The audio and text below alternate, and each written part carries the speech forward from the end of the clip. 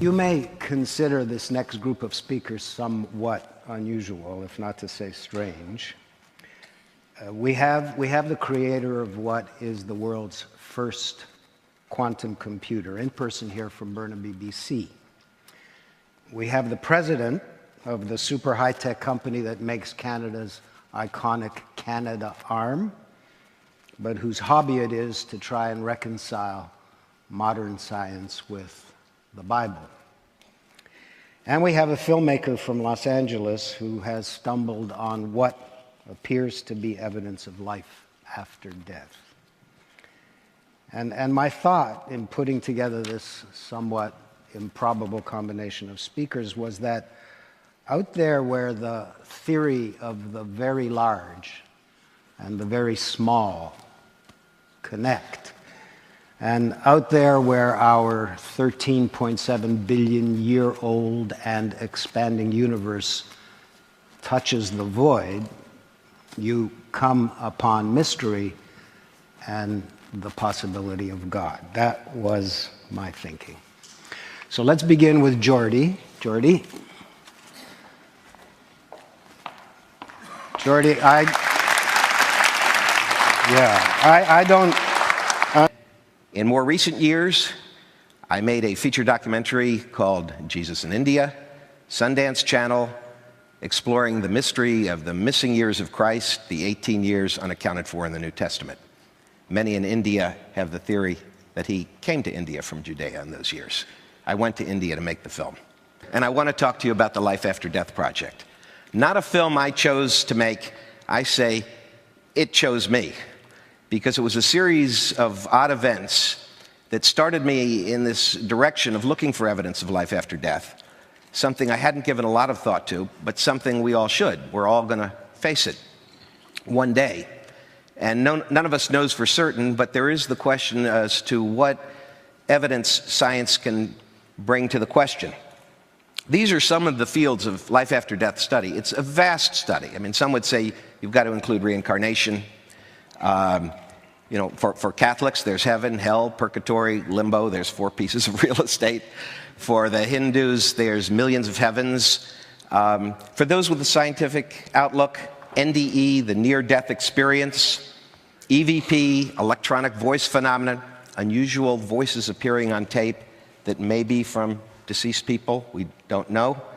ITC, instrumental transcommunication, which is the concept that matches part of what Gordie Rose talked about earlier, about the parallel universes, that our own instrumentality can become a device for unseen intelligences to communicate with us, bring us signals, messages. And are some of these from deceased people? ADC is this field of after-death communication. It goes back over a century. The spiritualists, Sir Arthur Conan Doyle, the belief in mediums, most of this has been completely dismissed by science.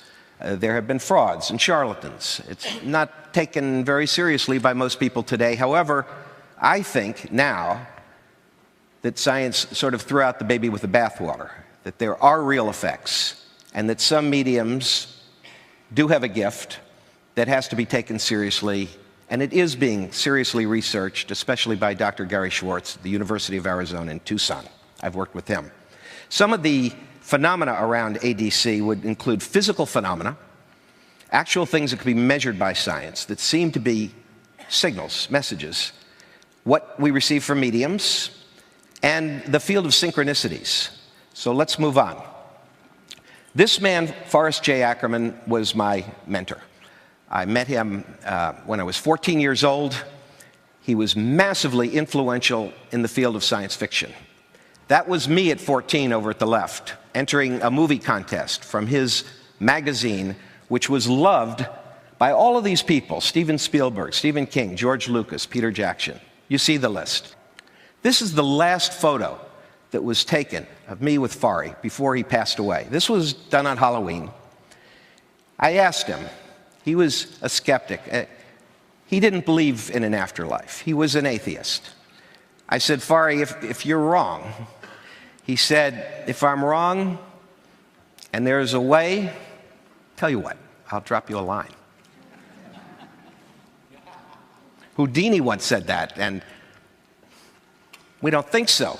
But with Fari, incredible things started to happen. This is the plaque at his crypt. Sci-fi was my high, it says. In fact, he coined the term sci-fi. And his wife, Wendane Ackerman, described as beloved wife of Mr. Science Fiction. Carl Jung, the Swiss psychiatrist, first gave us this concept of synchronicity, where extraordinarily unrelated things come together in the form of a massive coincidence that seem to have intense meaning in the eye of the beholder. For many people, the skeptics especially, these are nothing more than accidents and coincidences. There is another theory, and Gary Schwartz would certainly be one of the proponents, that there is meaning behind some of these events that happen to us, and that we should pay a lot of attention, and I have, particularly with regard to Fari. There were two Canadian filmmakers who came to his tribute. They had made a film about Fari, and that's Mike McDonald rapping on his crypt. He said, "Hello, Fari, Uncle Fari, are you there? It's me, Mike." And Ian Paul Johnston of Toronto, who's with us today, the two of them came in for the tribute, attended by hundreds of people at the Egyptian Theater in Hollywood, December 7th, 2009.